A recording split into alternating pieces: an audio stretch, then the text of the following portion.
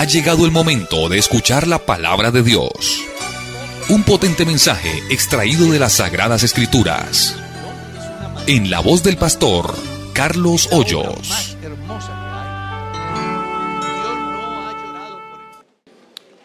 Vamos a leer San Mateo. Amén. Capítulo 5. Vamos a leer del verso 21 al verso 26. El tiempo ha avanzado y yo aspiro a quedarme siquiera 2 horitas con ustedes. ¿Ya encontraron el verso 21 del capítulo 5? Voy a pedir a Decon que pasaje que yo cite lo fijen ahí para que lo estudiemos. Oíste que fue dicho a los antiguos: no matarás, y cualquiera que matare será culpable de juicio. Pero yo os digo que cualquiera que se enoje contra su hermano será culpable de juicio, y cualquiera que diga necio a su hermano será culpable ante el concilio, y cualquiera que le diga fatuo quedará expuesto al infierno. Por tanto, si traes tu ofrenda al altar y allí te acuerdas de que tu hermano tiene algo contra ti, deja allí tu ofrenda delante del altar y anda y reconcíliate, ¿qué? Primero con tu hermano, y entonces ven y presenta tu ofrenda. La palabra clave hoy aquí va a ser primero, y la enseñanza la vamos a llamar así: lo primero es lo primero. Así la vamos a llamar hoy, porque vamos a tratar una diversidad de qué es lo primero que usted debe de tener en cuenta. Ponte de acuerdo con tu adversario pronto, entre tanto que estás en el camino, no sea que el adversario te entregue al juez y el juez al alguacil y sea echado en la cárcel. De cierto os digo que no saldrás de allí hasta que pagues el último cuadrante. Qué bonito. Pueden sentarse, sean tan amables. ¿Cómo es que dijimos que vamos a llamar la enseñanza? Lo primero es lo primero. Entonces vamos a manejar unos puntos muy importantes en diferentes aspectos que debe de llevarnos a pensar qué es lo primero. Entonces, comenzamos diciendo que en la reforma de la ley de Moisés, porque recuerde que la ley por medio de Moisés fue dada. Digan conmigo: la ley de Moisés, por medio de Moisés, ¿qué? Y la gracia y la verdad vinieron ¿por quién? Por Jesucristo. Por eso es que cuando usted mira el Antiguo Testamento, la relación de Dios con el pueblo judío o israelita, y mira la relación de Dios con la iglesia, usted encuentra una diferencia muy grande. Porque en la ley era ¿qué? Ojo por ojo, diente por diente, golpe por golpe, quemadura por quemadura, vida por vida. Así era la ley. ¿Ya? En Jesús es totalmente diferente. Si alguno te pide, dale. El que te hiere en una mejilla, dale la otra. El que te pida que lo lleves una milla, o sea, con Dios en el tiempo de hoy es que diferente. Por eso no se puede comparar la fe del pueblo israelita con la fe que debe de tener la iglesia de Dios, porque son dos cosas totalmente diferentes. Solo vienen a ser igual cuando judíos y gentiles reciben a Jesucristo como su Salvador personal. Ahí sí, todo va a funcionar de la misma manera. Pero mientras exista esa separación, será diferente el trato para un pueblo y para el otro. Porque ellos aún todavía viven muchos ritos de la ley. Nosotros somos salvos por la gracia. Y eso es muy importante para el cristiano. Entonces, cuando uno mira el pasaje que leímos, Jesús les dice: ustedes escucharon a los antiguos que no matará, y cualquiera que matare será culpable de juicio. ¿Y en qué radicaba ese juicio? ¿Cuál era el fin de ese juicio? Pues era vida por vida. Pues lo ejecutan. Ahora Jesús hace una salvedad aquí porque había tres maneras de mirar el homicidio. Uno, que era el premeditado. Entonces, ese homicidio premeditado tenía un fin. ¿Cuál? Que así como había asesinado, había cometido homicidio, así harían con él.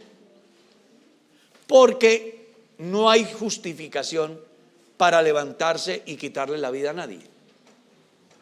Y si una persona lo hace de una manera premeditada, pues debía de atenerse a las consecuencias, que eran morir de igual manera. Dos, el homicidio por accidente. Ahorita yo cojo el carro, salgo a la calle, hay un contraflujo y la persona viene mirando solo un sentido y se tira, y yo vengo a 60 o 70, aunque en Bogotá solo es 50, ¿no? Pero un golpe a 50 por hora da duro, ¿cierto? Una hermana de la iglesia, el bus estaba parado y se fue a bajar, y en el momento que se fue a bajar, el bus arrancó, ella se ha ido de espaldas, se ha dado contra el borde del andén y ha muerto. ¿Ya? Entonces a 60 o a 50 puede darse que una persona muere. Entonces eso se llama accidental. Entonces, ¿qué decía Dios? Bueno, como es un homicidio accidental, no se puede decir que el hombre es culpable porque él no pensó hacerlo.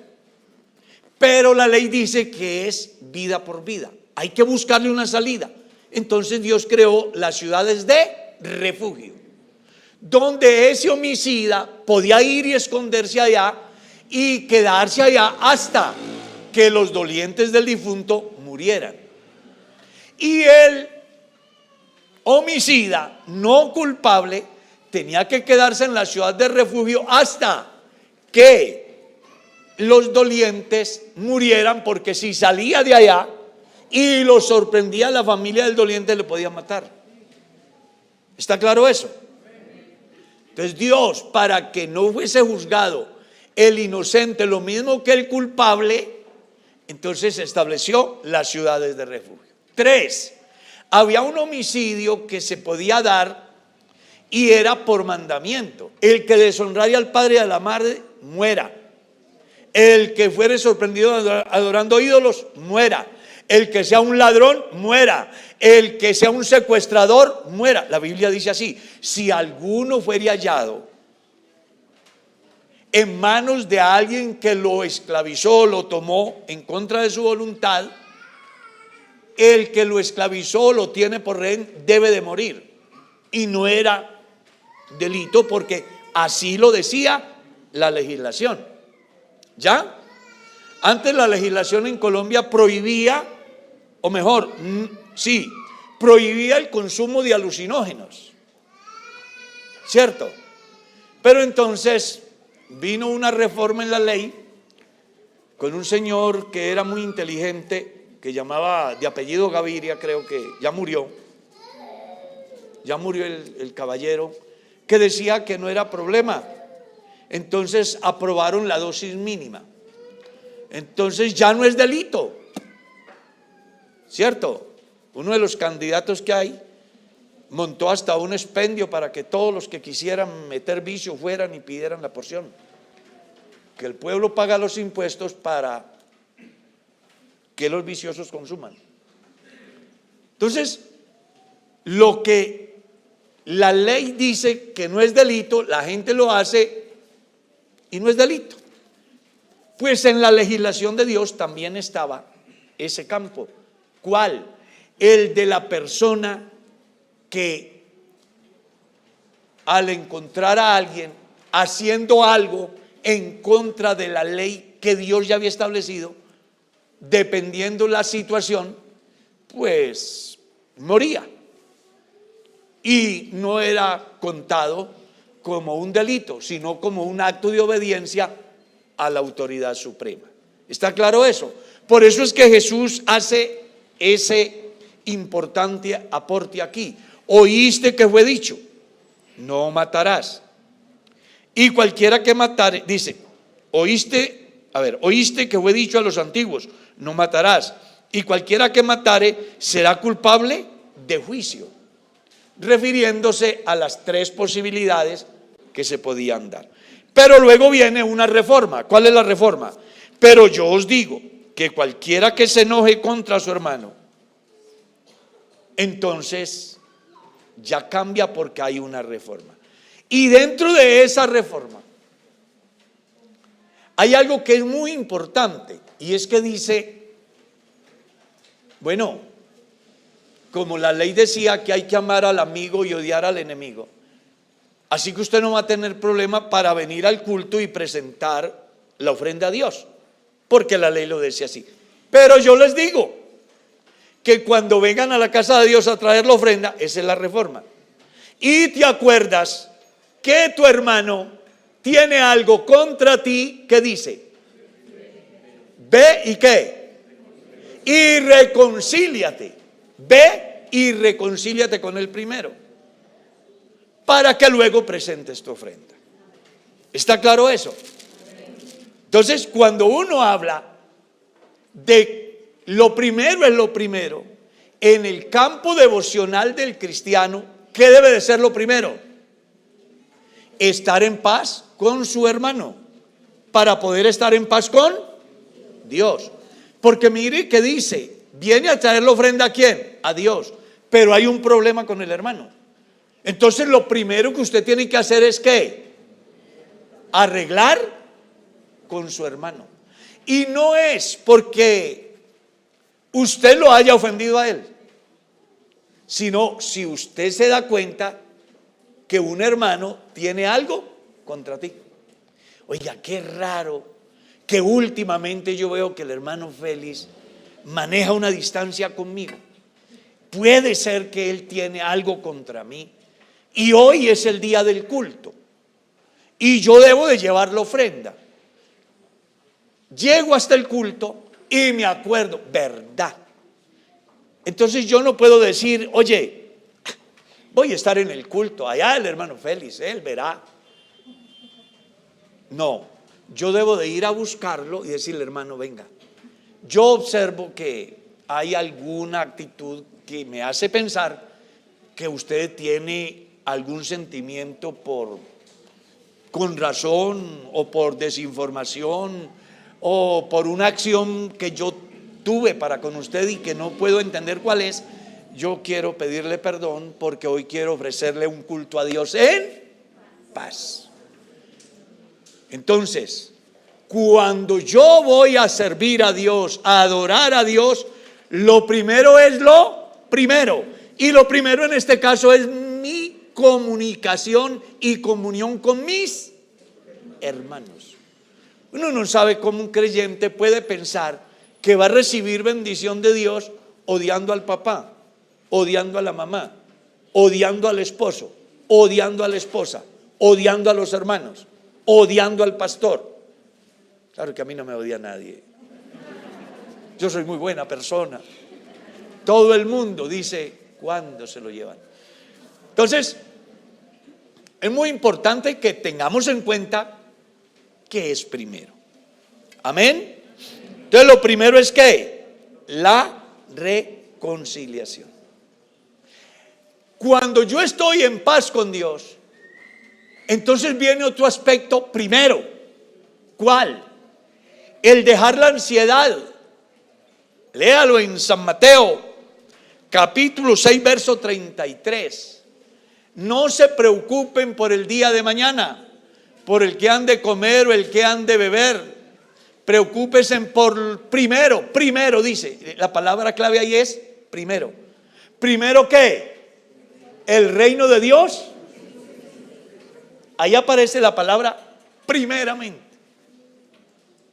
En un mundo de tanto afán, de tanto corre, nosotros no tenemos tiempo ni para Dios, ni para la familia, ni para nosotros mismos. La mayordomía que comúnmente se maneja en las iglesias siempre va enfocada a diezmos y ofrendas. Yo he pensado que la mayordomía va más allá. Un buen mayordomo administra bien su tiempo para Dios, su tiempo para sí, su tiempo para la familia, su tiempo para su empresa. Administra bien los recursos materiales, los cuales los distribuye para Dios, para su familia y para lo que quiere emprender. Administra bien el tiempo en el campo de su salud. No, es que lo que importa es lo interno. Entonces no se sabe alimentar. Es que lo que a Dios le interesa es lo de dentro. Entonces pasan por el lado de uno y huelen a puro chapalío de Galembo, no se bañan.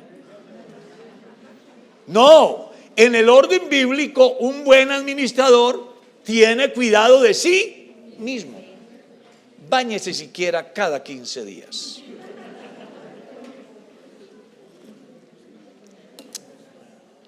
Eso es, aunque suene curioso, es verdad. A mí me pasó en una iglesia. Fui a visitar una familia y una hermana me dice, en tierra caliente, la única parte del país donde yo me he metido debajo de la cama a causa del calor. Un calor impresionante. Yo fui a visitar una hermana y ella se me quejó. Mi hermano, yo no sé qué voy a hacer. Estos servicios públicos tan costosos. Y le dije, ¿qué le pasó? Me dijo, vine el agua por 4,000 pesos y yo soy solita y yo me baño cada 15 días. Bueno, de todo hay en la viña del Señor.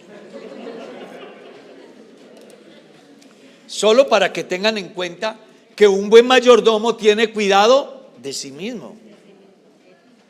¿Cierto? Bien organizaditos, bien peinaditos, bien bañaditos. Que olamos bueno. Siempre es mejor oler bueno que oler maluco. A algunos les gusta el olor a cebolla. Eso ya es un perfume adicional. En ese corre de aquí para allá y de allá para acá, hay gente que no tiene tiempo para nada, ni para nadie, ni para ellos, ni para Dios, ni para la iglesia, ni para su mujer, ni para sus hijos.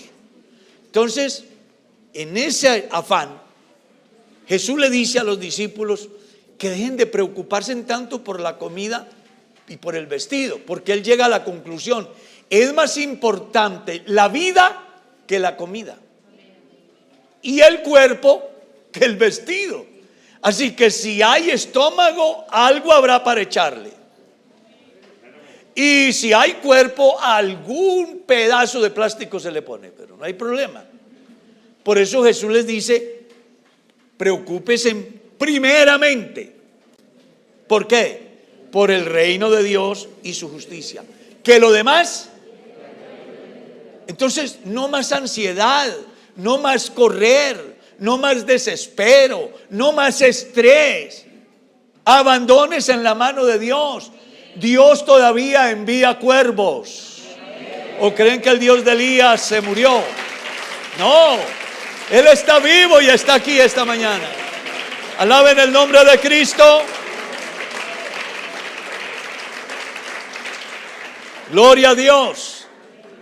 El pastor está diciendo entonces que no hagamos nada. No, también dice la Biblia, el que no trabaja. Así que hay que trabajar para 1000 años, aunque vivamos un solo día. Pero no prioricemos, porque lo primero es lo primero. Y lo primero es el reino de Dios. Lo demás vendrá. Vendrá. Y creo que lo hemos probado en este tiempo de crisis. Cómo Dios ha usado, ha abierto, ha enviado, ha hecho lo que a uno jamás le pasó por la cabeza que pudiera suceder. Es que el Dios que nosotros tenemos cuida de las aves, cuida de los lirios, también cuida de nosotros. A ver si alguno ha sido bendecido por Dios en este tiempo de crisis. Denle un aplauso si Él los ha bendecido, si Él les ha provisto, si Él les ha enviado el cuervo. A su nombre, gloria. En cuanto a mi comportamiento a los demás, Lo primero, léalo en San Mateo, capítulo 7, verso 5. ¿Cómo es que dice? Leamos. Hipócritas, saca primero la viga de tu propio ojo y entonces verás también para sacar la paja del ojo de tu hermano. En nuestra vida social es muy común que nosotros vivamos pensando siempre en los hechos de los demás. ¿No ha visto? ¿Han visto eso? Oiga, hermano Carlos, es que tengo una preocupación. Anoche tuve una visión, Dios me mostró, Dios me reveló. Los más prudentes. Otros dicen, es en medio del culto. Estaba en una iglesia, en culto, yo. Entonces, estábamos orando en el culto de oración, cuando una hermana se levanta por ahí y dice: el Espíritu Santo dice que el hermano Julano, que vive no sé cómo, y que la iglesia, y que aquí no hacen nada. Y como el pastor, que pensaba la persona que era un bobito, estaba llorando, entonces inmediatamente me bajé y venga, hermana, siéntese que vamos a hablar. ¿Qué pasó, hermano? Es cierto que usted está hablando toda esa cantidad de disparates porque usted piensa que yo me doy cuenta del problema de Julano y no he hecho nada. Es por eso, ¿verdad? No se engañe, esa no es la obra del Espíritu, esa es la obra de la subjetividad, de sus pasiones, porque usted está haciendo juicios que no son justos. Para que entienda, yo ya hablé con el hermano, así que deje el famoso espíritu de profeta, que aquí tenemos la palabra profética más segura. Se acabaron los profetas ese día en la iglesia, no volvieron a haber profetas. Entonces, hermano, lo primero que yo tengo que hacer antes de ponerme a juzgar a otro es sacarme esa viga para poderle sacar la paja que está en el ojo del hermano. Lo primero es que, lo primero. Entonces, lo primero que yo tengo que hacer antes de juzgar, antes de condenar, es autoevaluarme a mí mismo. Si yo tengo la autoridad moral, espiritual suficiente como para llegar allá. ¿Recuerdan el Evangelio capítulo 8 de Juan?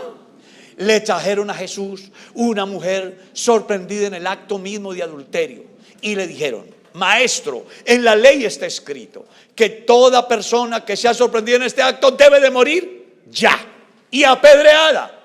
Al pobre tipo ya lo habían apedreado.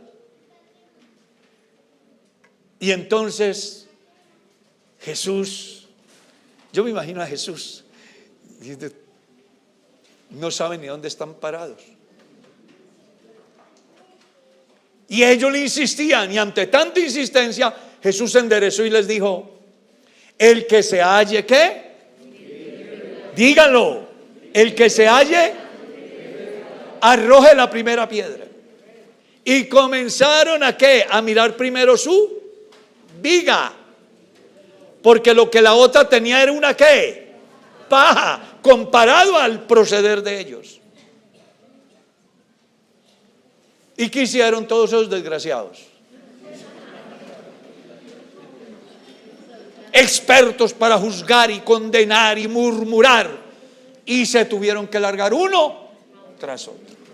Y ahora que ha quedado la mujer sola frente a Jesús, entonces, ¿qué le dice Jesús? Mujer, ¿dónde están los que te acusaban? ¿Ninguno te condenó? Ninguno. Yo tampoco te condeno. Vete en paz. ¿Y qué? Oh, yo quiero que alaben al Dios que ama, que es justo.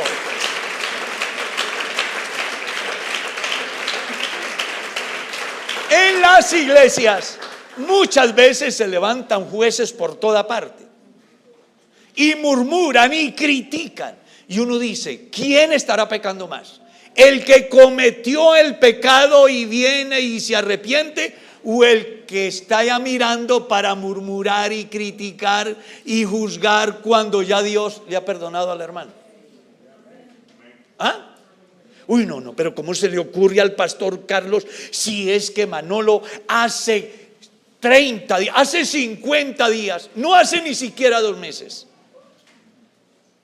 tuvo un problema con un compañero en el colegio y lo trompió? Y véalo, ahí lo tiene de director de música.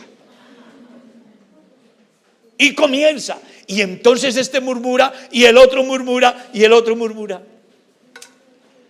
Pero resulta que Manolo se le fue la mano en un momento de crisis y cometió la locura, pero vino y lloró amargamente a los pies de Jesús.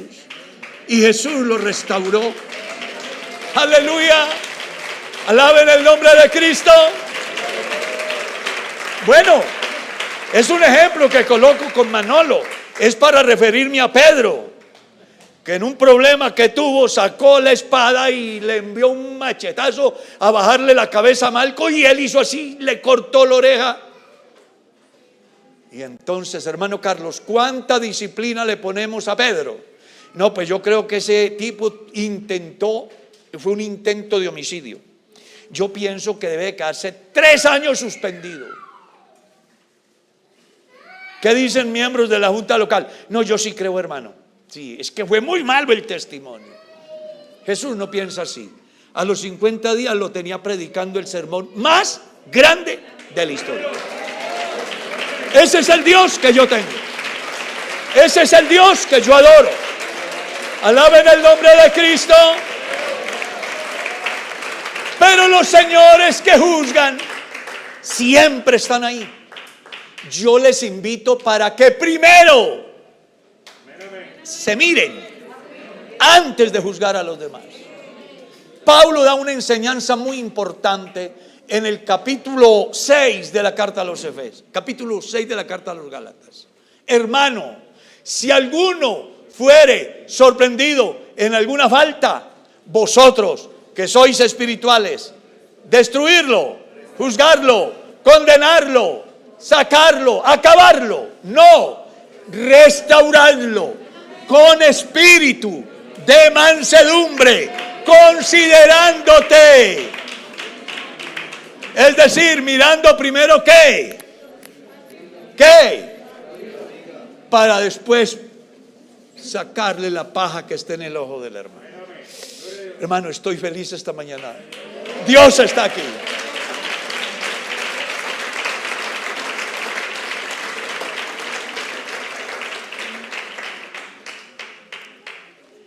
Cuatro, eso sí que me encanta, porque me lleva a pensar que hay mucha gente que es aparente.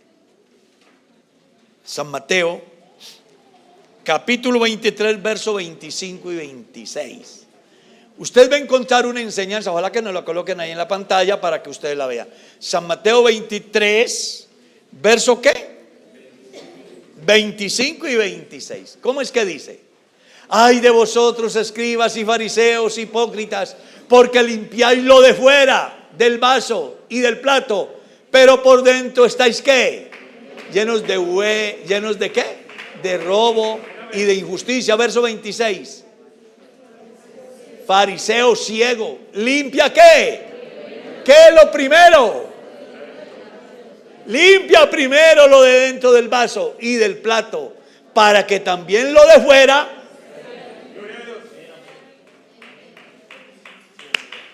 No sé qué pensarán ustedes. Lo primero es lo primero. Y en este caso hay que evitarnos esa apariencia. Hay muchos que aparentan ser hijos de Dios, pero con sus hechos ¿qué? Lo niegan. En esa banca atrás, en la última. Un día me llama una pareja, pastor, es que yo necesito que ore por nosotros. Es que ella está siendo afectada por un espíritu, por un demonio. ¿Ustedes son casados? Me dijo, no, yo dejé a mi mujer y me vine con ella. Usted tiene que arrepentirse. Usted no piensa en oración ahora. Usted lo que necesita es arrepentirse. Devuelve a esta mujer que no es la suya. Váyase para su casa y usted vuélvase para donde su mujer. Lo primero es limpiar adentro. Porque ¿qué me gano yo con aparentar y no ser? Aquí necesitamos que Dios haga el milagro adentro. Jesús dijo, no contamina al hombre lo que entra, sino lo que sale. Entonces, cuando una persona aparenta y no es, pues está faltando con lo primero, que es limpiarse. Los fariseos, si se iban a tomar un vaso de agua, lavaban el vaso por fuera. Un plato lo lavaban por fuera. Y por dentro, con los arroces pegados ahí, ¿no? Y hay que no lo haga. Y tus discípulos, ¿por qué comen sin lavarse en las manos? Y entonces Jesús les dio una cátedra. Ay de vosotros, hipócritas. Bien profetizó el profeta Isaías cuando dijo, este pueblo de labios, pero lo de adentro está afuera, lejos de mí. Entonces, lo primero que usted tiene que hacer para agradar a Dios, para vivir una vida cristiana, es producirse en su vida el milagro interior, no el exterior, como suelen hacer muchos evangelistas. Eso es un ídolo, hay que bajarlo de ahí. Ese cuadro hay que quitarlo de ahí. Esa venga. Quieren salvar a la gente por fuera, cuando lo que esa persona necesita es un encuentro con Dios. Después de que tenga un encuentro con Dios, sin que nadie le diga, él entenderá que ya no pertenece a su altar, a su vida devocional. Alaben el nombre de Cristo. A su nombre bendito la gloria.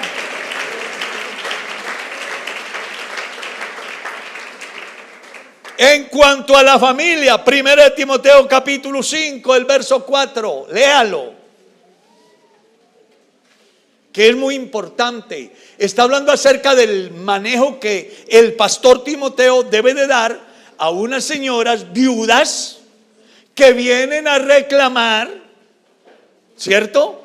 Y entonces, ¿la familia qué? Porque hay iglesias, ojalá que me dejen el texto ahí un ratico. Hay iglesias donde llegan las viudas o las que no son viudas sino que consiguieron hijos por otra parte y están en una necesidad enorme. Entonces Pablo exhorta a Timoteo cómo debe manejar eso.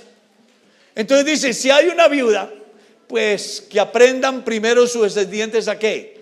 Si alguna viuda tiene hijos, lo que deben de aprender estos ¿qué? ¿Qué es lo primero que ellos deben de aprender? A ser piadosos para con su propia familia. Y explica por qué no. Y a recompensar a sus padres, porque esto es lo bueno y agradable. Entonces, por eso me gusta mucho el filtro de la fundación, que ya el que venga a pedir, entonces le dice, tiene que pasar el filtro por la fundación. Porque resulta que son personas que tienen 2, 3 hijos y en vez de ayudarle, entonces la iglesia a través de la fundación tiene que ayudarle a mantener la alcahuetería de los hijos. No, ellos deben de aprender ¿qué? Primero, a cuidar de sus padres. Y es tan delicado eso. Estaba leyendo la estadística, cerca de 40,000 ancianos sin familia y los cuida el papá Estado. El papá Estado tiene que cuidar a cerca de 40,000 ancianos y se les pregunta que si tienen hijos, sí. Y que si viven bien, sí, son profesionales. ¿Y por qué no están? Me abandonaron. Pues Pablo dice, esos que tienen ese problema, lo primero que tienen que aprender es a cuidar a sus padres. y a viudas menores de 60 no las mete en ese subsidio, dice Pablo, que la iglesia no está obligada a ver por ellas, porque muchas de ellas, impulsadas por sus deseos, entonces buscaban la manera de lavarle los pies a los santos y resultaban enamorándose y se les olvidaba que era viuda y ahora querían casarse. Y no solamente aprenden a ser ociosas, sino chismosas, andando de casa en casa, metiéndose en lo que no deben. No lo digo yo, lo dice la palabra de Dios. Eso suena como raro, ¿verdad? Que en la Biblia esté todo eso. Pero no ve que es que la Biblia es el código divino, donde Dios nos enseña cómo debemos de vivir, nuestros derechos y nuestros deberes.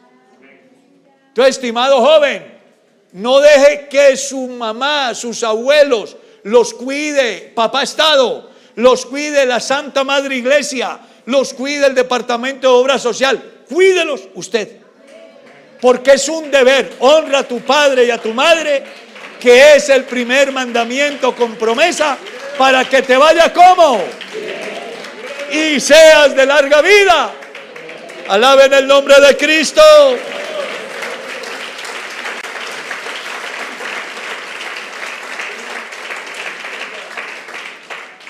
Y me encanta la escritura porque nos enseña un aspecto muy importante, que con este voy a concluir. ¿Ya? Pero tranquilo, que no me voy a referir a usted.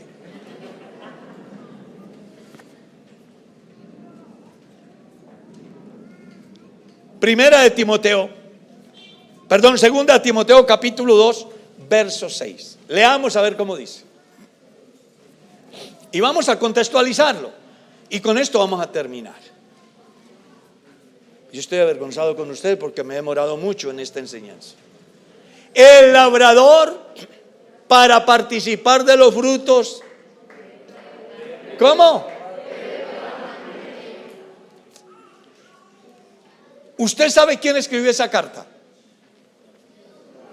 ¿Quién la escribió? ¿A quién se la escribió? Bueno. ¿Quién era Pablo? El apóstol. ¿Quién era Timoteo? Pastor de la iglesia en Éfeso. Resulta que es muy similar. Los que estuvieron aquí trabajando en la reunión de pastores, sirviendo en las cámaras, todo, se dio una discusión muy importante aquí. No sé cuántos estuvieron, que hasta algunos dijeron que qué vergüenza que por la discusión que había. Pues resulta que en Éfeso no era la excepción. Como era una ciudad y habían varias iglesias, y Timoteo era el pastor de la iglesia central, entonces se suponía que los ingresos de Timoteo eran superiores a los ingresos del pastor Pepito, que estaba en el barrio siguiente. Entonces esos pastores que estaban en aquellas iglesias, que no eran la iglesia más importante en el sentido de número y de ingresos, aprovechaban para visitar a los empresarios, a los creyentes que tenían ciertos ingresos, y con comportamiento de lástima, de sufrimiento, de pesar, le sacaban a los creyentes recursos para ellos, con el supuesto que se maneja inclusive hoy. Es que en la iglesia no necesitan. Imagínense que le meten tanta plata a la radio. Imagínense que compraron esa pantalla. Allá en esa iglesia no necesitan tanto. Aquí somos más necesitados. Ayúdenos.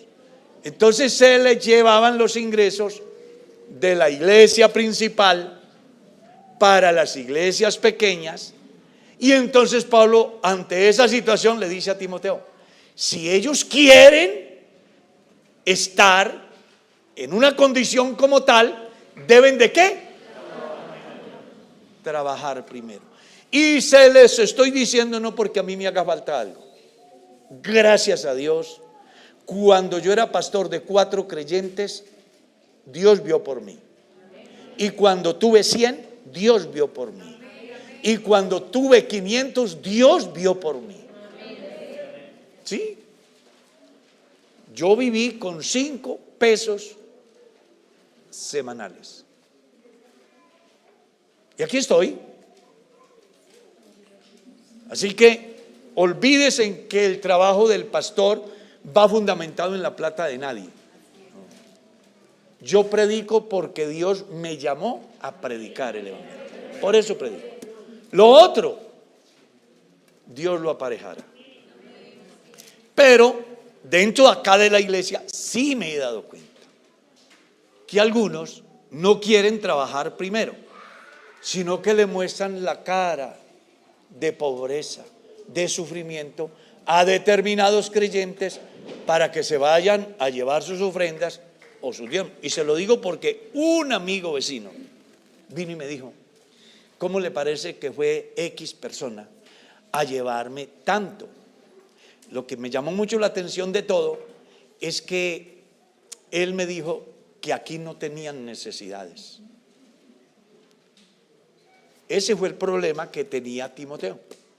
Y por eso Pablo, como pastor, le dice que estos pastores que estaban así debían ¿de qué? Porque cada uno recibe acorde a su trabajo. Y no es lo mismo vaciar un baño una vez que vaciarlo 200 o 300 veces. No es lo mismo un bombillo alumbrando que 50 o 100. ¿O sí es lo mismo? Entonces, el problema que se dio, dice Pablo, que lo primero que tienen que hacer en ese campo esos pastores es que trabajar primero. Trabajar primero. Porque algunos quieren, como es el común denominador de la sociedad hoy, ¿no? El muchacho no es bachiller y ya quiere ganar el sueldo del general. Y si no se lo dan, entonces le metemos candela Transmilenio. En vez de estudiar y trabajar primero. El joven sale de la universidad, ya quiere el apartamento en el estrato 6, el carro de gama alta, cuando no ha, primero debe de. Igual va a ocurrir en este campo del ministerio. Y ojalá que eso le sirva al pastor que es asistente aquí y a los que vienen allá atrás, para que cuando salgan al santo ministerio no estén pensando en la viña del vecino, sino en el campo que Dios les entregó. Y hagan su trabajo no pensando en remuneración, sino en obedecer el mandamiento de Jesús. Eso lo aprendí yo desde el día que mi pastor me llamó para decirme: los directivos dicen que usted vaya a trabajar a tal lugar. Y me dijo estas palabras: hermano Carlos, hasta hoy usted ha vivido con la bendición de Dios a través de su trabajo, en lo que hace. Pero a partir de hoy Dios va a ver por usted. Así que no haga otra cosa que predicar. Y desde entonces yo predico 2, 3, 4, 5, 6 veces al día. Diario yo predico. No hay día que yo no predique. Porque a eso me mandó el Señor. No, que para qué predica usted por las redes sociales si esa gente no se congrega en su iglesia ni traen diezmos. A mí no me importa si ofrendan o diezman donde vayan. A mí no me importa eso. Me importa cumplir una misión. Ir y predicar el evangelio a toda criatura y en todo el mundo. Es lo único que me importa. Usted verá si alaba a Dios, hermano.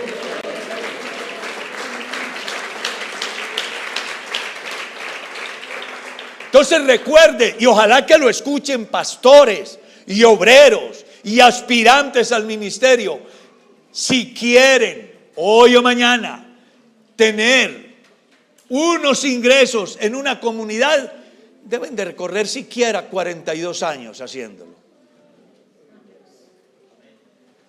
¿Ya? ¿Sí? Porque para que yo esté en Kennedy he recorrido más de 40 años. ¿Ya? Entonces no es como la gente piensa, que se dejan llevar por los sentimientos, por las emociones, por el paternalismo y hacen lo contrario a lo que Dios dice. Lo primero que debemos de aprender es lo primero. Y debemos de entender que lo que nosotros hagamos con los demás, eso harán mañana con nosotros. Así que en síntesis, lo primero va a radicar en una sola cosa: en atender las demandas divinas en todos sus aspectos, y lo demás, despreocúpese, vendrán por el favor y la misericordia de Dios. Demos gracias.